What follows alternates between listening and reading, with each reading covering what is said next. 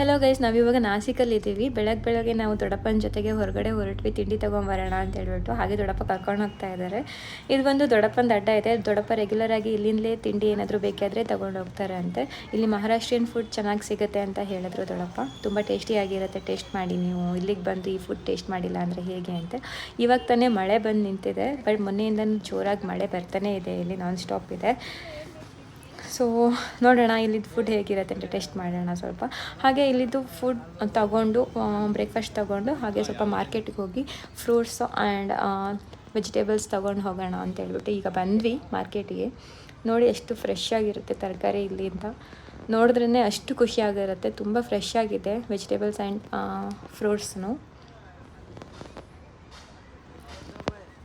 ದೊಡ್ಡಪ್ಪ ನೋಡಿ ಏನೋ ಡೀಲ್ ಮಾಡ್ತಿದ್ದಾರೆ ಆಂಟಿ ಜೊತೆಗೆ.